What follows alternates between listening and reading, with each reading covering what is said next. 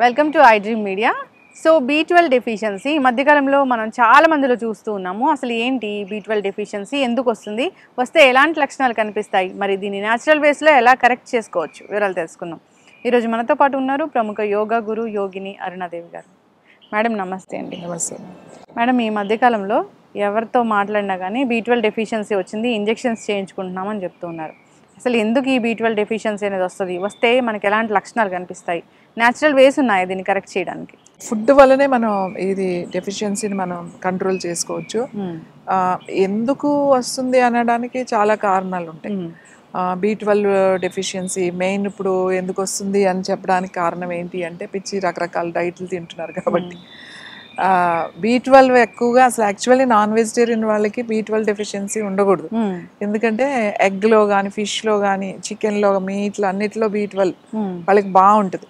Vegetarian తినే వాళ్ళకి వెజిటేరియన్స్కి అయితే B12 డెఫిషియన్సీ అనేది వస్తుంది అనేది మనకి తెలుసు. కానీ నాన్ వెజ్ తినే వాళ్ళకి అసలు B12 డెఫిషియన్సీ ఉండకూడదు. కానీ ఇవాళ రకరకాల డైట్లు చేస్తూ ప్రోటీన్ డైట్ అని రోజు నాన్ వెజ్ తినే వాళ్ళకు కూడా B12 డెఫిషియన్సీ ఉంది. అంటే ఇక్కడ డెఫిషియన్సీ వచ్చిన తర్వాత మనం తీసుకోవాల్సిన ఫుడ్ B12 ఎందులో ఉంటుంది ఎక్కువ అంటే పొట్టులో ఉంటుంది, పొట్టు ఫైబర్లో. అలాగే ఇప్పుడు రైస్ పాలిష్ చేసేస్తాం కదా, మొత్తం పాలిష్ చేసి తింటున్నాం, పైన పొట్టు అంతా పాలిష్ చేసి తింటాం రైస్. B12 చాలా తొందరగా రావాలి అని అంటే ఆ పైన పొట్టు ఉంది కదా, మనం మిల్లుకి వెళ్తే రైస్ మిల్లుకి వెళ్తే రెండు ఇస్తారు. ఒకటి ఊక అంటారు, ఊక అంటే మొత్తం పొట్టు, అది బయటకు వచ్చేసి పెద్ద పెద్ద రాసాలు ఉంటాయి చూడండి రైస్ మిల్. అది కాకుండా ఇంకొకటి ఉంటుంది అన్నమాట, చుట్టూ అంటారు. చుట్టూ అంటే ఏంటంటే కొంచెం బరకగా ఉంటుంది అన్నమాట, అది ఇప్పుడు మన గేదెలకి వాటికి పెడతారు. ఇంకోటి ఏంటిది, ఇంకోటి సన్నగా ఫైన్ పౌడర్ వస్తుంది, అదేంటి తౌడు అంటారు. తౌడు కూడా ఆవులకి మామూలుగా గేదెలకి అన్నిటికీ పెడతారు. తౌడు కూడా కమ్మగా ఉంటుంది. ఫ్రెష్ తౌడు, మనకు ఫ్రెష్ తౌడు కనుక తెచ్చుకుంటే మనం మినపసున్నుండల్లాగానే అవి చక్కగా నెయ్యి వేసుకుని చుట్టుకుంటే చాలా టేస్ట్గా ఉంటాయి. కాకపోతే అది ఎక్కువ రోజులు ఉండదు, తొందరగా పాడైపోతుంది, నిల్వ ఉండదు, ఫ్రిడ్జ్లో పెట్టుకోవాలన్నమాట.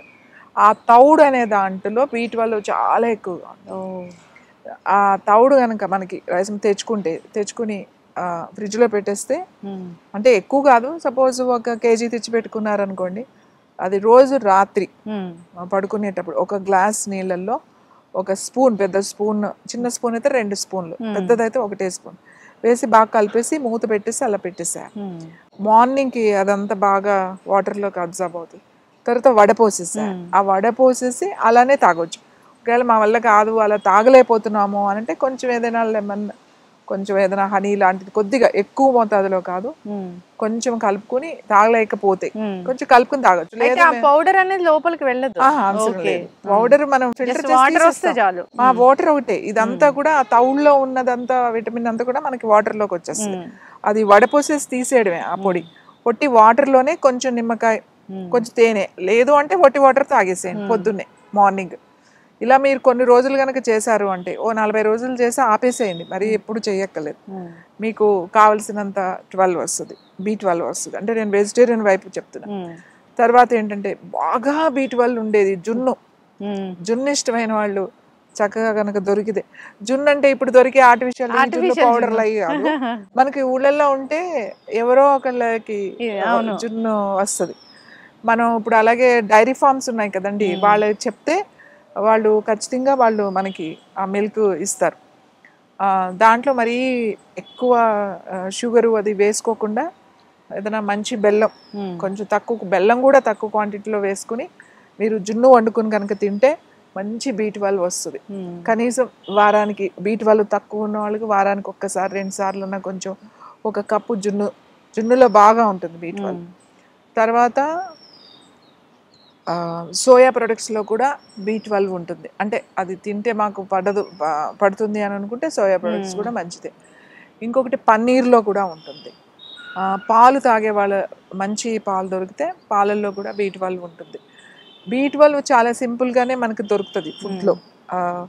ఇప్పుడు ఇంతకు ముందు ఆ డెఫిషియన్సీ లేవు, ఎందుకంటే విలేజ్ వాతావరణంలో పెరిగే మనకి సిటీలో కూడా పాలు పోసేవాళ్ళు, డబ్బాలో తీసుకొచ్చి పాలు పోసేవాళ్ళు. ఎప్పుడైనా ఇంత జున్ను పాలు కూడా అమ్మేవాళ్ళు, జున్ను పాలు కూడా తీసుకునే వాళ్ళు తింటారు. ఇప్పుడు అసలు పిల్లలు జున్ను ఏదో ఫంక్షన్లో పెట్టడం తప్ప ఇప్పుడు ఇంట్లో అంటే అది కూడా మంచి జున్ను కాదు. ఇప్పుడు అది కూడా ఏదో కలుపుతారు అందులో. ఇప్పుడు మంచి జున్ను అంటే మనకి అట్లా ఆవు కానీ గేదె కానీ ఏదైనా ఈనిన తర్వాత వచ్చే జున్ను చాలా బాగా మంచి B12 ఉంటుంది. సో షుగర్ ఉన్న వాళ్ళు అయితే కొంచెం అది స్వీట్ కూడా వేసుకోకుండా పాలు కలిపి నేను వండుకుని తినొచ్చు. ఓకే, అంటే కొంచెం చప్పగా ఉంటుంది అంతే. దాంట్లో షుగరు బెల్లం కానీ ఏమి వేయకుండా మీరు కొంచెము అది తినొచ్చు. సో ఇది ఇంకా ఏంటి అని అంటే ఖర్జూరము మెత్తగా, ఇప్పుడు ఖర్జూర సిరప్ అలాంటిది దొరుకుతుంది కదా, ఒకవేళ దాన్ని చేసుకున్న అట్లాంటిది ఏదైనా అది కూడా మంచిది అయితేనే. అన్నిట్లో కూడా షుగర్ బెల్లం కలిపేస్తారు, అది నిల్వ ఉండడానికి ఎలాగో దాంట్లో కెమికల్స్ కలుపుతారు. సో మీరు అది తినొచ్చు. అది షుగర్ ఉన్న వాళ్ళు కూడా వితౌట్ స్వీట్ అది కొంచెం వేసుకుని తినొచ్చు. సో ఇవన్నీ కూడా మనకి B12 వచ్చే పదార్థాలు. అలాగే ఆకుకూరల్లో కూడా ఉంటుంది B12, ముఖ్యంగా మునగాకులో ఉంటుంది. మునగాకులో చాలా ఉంటాయి. అసలు రోజు మునగాకు పౌడర్ తినమని నేను చెప్తా. మునగాకు పొడి, ఇప్పుడు మనం కారపొడి, కందిపొడి అలా పొడిలు చేసుకుని తింటాం కదా ఇడ్లీలోనో అన్నంలోనో, అలానే మునగాకు పొడి చేసుకోండి.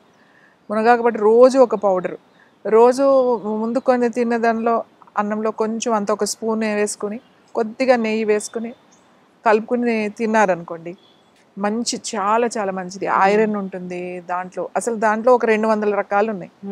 మీ జుట్టు ఉడదు, మీ స్కిన్ బాగుంటుంది, మీ కళ్ళు బాగుంటుంది, కళ్ళకి చాలా మంచిది, బోన్స్కి చాలా మంచిది, B12 వస్తుంది, విటమిన్ E వస్తుంది, K వస్తుంది, A వస్తుంది, అన్నీ వస్తాయి అందులో. అందుకని అది చక్కగా ఎండు మిరపకాయలు అవి ధనియాలు కొంచెం జీలకర్ర అవి ఫ్రై చేసేసుకుని ఏముంది పొడి చేసేసుకుని పెట్టుకోవచ్చు, కొద్దిగా వేసుకుని అలా తినొచ్చు. లేదు ఒట్టిగా పౌడర్ మనం ఇంట్లో చేసి పెట్టుకుని ఏదైనా కూరల్లో వేసుకోవచ్చు. కూరలు వండుతాం కదా లాస్ట్లో కొంచెం పౌడర్ వేసేయచ్చు, అలా కూడా చేసుకోవచ్చు. కారపొడి అయితే అందరూ తింటారు, ఇష్టంగా తింటారు కారపొడి లాగా చేస్తే. అలాగే తోటకూరలో ఉంటుంది, తర్వాత ఆకుకూరలు గ్రీన్స్లో కూడా ఉంటుంది. ముఖ్యంగా ఎక్కువ నాన్ వెజ్ తినే వాళ్ళకి B12 డెఫిషియన్సీ ఉండకూడదు. B12 డెఫిషియన్సీ కూడా నాన్ వెజ్ తింటే, మరి ఇంత ప్రోటీన్ తిని ఇంత నాన్ వెజ్ తినే వాళ్ళకి కూడా B12 డెఫిషియన్సీ ఎందుకు వస్తుంది అనేది ఆలోచించాలి ఫస్ట్. ఎందుకు అని అంటే ఆ తినేది అసలు ఏం తింటున్నారు, ఆ పౌల్ట్రీల్లో ఉండేది, ఆ చెరువుల్లో పెరుగుతాయి కదా ఆక్వా ఫార్మ్స్ వాళ్ళు, రొయ్యల చెరువులు ఉంటాయి కదా ఆ చెరువుల్లోవి, అందులో విపరీతమైన యాంటీబయాటిక్, అందులో విపరీతమైన మెడిసిన్స్ వేసి పెంచుతాం ఆ చేపల్ని కానీ రొయ్యల్ని కానీ. ఇప్పుడు అన్నీ కూడా ఫార్మింగ్ వచ్చేసింది కదా, ఆక్వా ఫార్మింగ్ వచ్చేసింది. అవి తినడం వల్ల మనకి ఏమీ పెద్ద అది మంచి ప్రోటీన్ కాదు, అది గుర్తుపెట్టుకోండి. ఇప్పుడు ఈ పౌల్ట్రీల్లో పెరిగే చికెన్ తింటే దానికి ఉండే హార్మోన్స్, దానికి వేసే యాంటీబయాటిక్స్, ఆ స్ట్రెస్లో పెరుగుతాయి, అదంతా కూడా మనకి వస్తాయి. పిల్లలు బాగా చికెన్ ఇష్టపడతారు. ఒకవేళ నాన్ వెజిటేరియన్ మీరు తినేవాళ్ళు అయితే తినండి, కానీ ఇప్పుడు నాటుకోళ్ళు కూడా దొరుకుతున్నాయి కదా, అవి ఫ్రీగా పెరిగే కోళ్ళు అవి ఉంటాయి. అట్లాంటివి ఏమైనా సెలెక్ట్ చేసుకోండి. ఫ్రెష్ వాటర్ ఫిష్, ఫ్రెష్ వాటర్లో న్యాచురల్గా సీలో దొరికే ష్రిమ్స్ కానీ అలాంటివి తింటే మీకు అప్పుడు మీకు B12 వస్తుంది, అప్పుడు మీకు మంచి ప్రోటీన్ వస్తుంది, అప్పుడు మీకు హెల్త్ కూడా బాగుంటుంది. ఈ డైట్ చేసే వాళ్ళందరూ కూడా ఈ పిచ్చి ఈ ప్రోటీన్ అని ఈ చికెన్ తినేయడం, ఈ ష్రిమ్స్ తినేయడం, ఈ ఫిష్ తినేయడం. సో ఈ తినడం వల్ల దానివల్ల మనకి ఏమి మంచి ప్రోటీన్ రాదు, అలాగే నష్టాలు ఎక్కువగా ఉంటాయి లాంగ్ పీరియడ్. B12 డెఫిషియన్సీ వచ్చింది అప్పుడు ఎలాంటి లక్షణాలు ఉంటాయి? B12 డెఫిషియన్సీ లక్షణాలు ఏంటి అంటే నీరసంగా ఉండడం, జుట్టు కూడా ఊడిపోవడం, తర్వాత నొప్పులు ఉంటాం బాగా, ముఖ్యంగా ఈ అరికాళ్ళల్లోనూ, ఈ కాఫ్ మజిల్స్ లోను, ఈ చేతి వేళ్ళల్లోనూ ఇట్లా అంటున్నప్పుడు కొంచెం నొప్పులు తెలుస్తూ ఉంటాయి, బాగా నొప్పులు. వీక్నెస్, నీరసంగా కూడా ఉంటుంది, హెయిర్ అది పోతూ ఉంటుంది. తర్వాత డ్రైనెస్ కూడా ఉంటుంది, డ్రై అవుతుంది స్కిన్, కళ్ళు అన్నీ కూడా డ్రైగా అనిపిస్తుంది అన్నమాట. సో మనకి ఆ నీరసంగా ఉండి, ఆ చికాకుండి, నొప్పులుండి ఇవన్నీ ఉంటే మనకి B12 డెఫిషియన్సీ ఉన్నట్టు తెలిసిపోతుంది మనకి. సో ఈ విధంగా న్యాచురల్ వేస్లో దీన్ని కరెక్ట్ చేసుకోవాలని కోరుకున్నాము. సో జనరల్గా ఇలాంటి లక్షణాలు కనిపిస్తే మనం డయాబెటీస్ ఉందేమో అని ఫీల్ అవుతూ ఉంటాము. సో దాన్ని ఒకసారి టెస్ట్ చేయించుకోవాలి, B12 డెఫిషియన్సీ అనేది టెస్ట్ చేయించుకోవాలి. టెస్ట్ చేయించుకున్నా చేయించుకోకపోయినా ఇప్పుడున్న ఆహార అలవాట్లను బట్టి అయితే మనకి ఖచ్చితంగా డెఫిషియన్సీ ఉంది. ఇప్పుడు చాలా తక్కువ లోకి వెళ్ళిపోయింది అనుకోండి ఐరన్ కానీ ఏదైనా విటమిన్స్, ఇమీడియట్గా మనకి కావాలి అని అంటే మనం ఖచ్చితంగా డాక్టర్ చెప్పింది ఫాలో అవ్వాలి ఇమీడియట్గా.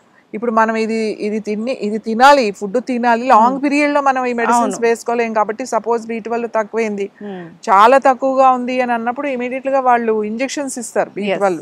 ఆ ఇంజెక్షన్స్ అనేవి అవి వీక్లీ వన్స్ వాళ్ళు డాక్టర్ సజెషన్ ఉంటుంది, అది తీసుకుంటూ మనం డైట్ చేసుకుని అవేవో ఉంటాయి, ఒక 2 weeks తీసుకోండి, 4 weeks ఏదో ఉంటుంది, ఒక 1 month అది కొంచెం ఇంప్రూవ్ అయ్యే వరకు ఇమీడియట్ గా మనకు కావాలి కాబట్టి.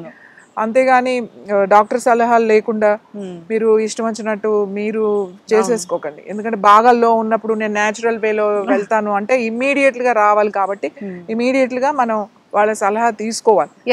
లాంగ్ పీరియడ్ లో మాత్రం మెల్లగా స్టాప్ చేసేసేయాలి. లాంగ్ లో మనం మళ్ళీ డెఫిషియన్సీ రాకుండా ఈ డెఫిషియన్సీని ఫిల్ చేయడానికి ఇవన్నీ మనం పాటించాలి. జనరల్ గా అంటే ఇలాంటి డెఫిషియన్సీ రాకుండానే చూసుకోవాలి మీరు చెప్పినట్లు, అన్ని రకాల ఆహారాలు తీసుకుంటూ. సో ఇవి యాడ్ చేసుకుంటూ ఉంటే కనుక డెఫిషియన్సీ అని రాదు. సో వచ్చింది, ఈ ఇంజెక్షన్స్ అనేది సజెస్ట్ చేశారు, తీసుకుంటూ ఈ డైట్ చేస్తే కనుక ఖచ్చితంగా ముందు రాకుండా ఉంటుంది. చక్కటి ఇన్ఫర్మేషన్ అండి, ధన్యవాదాలు.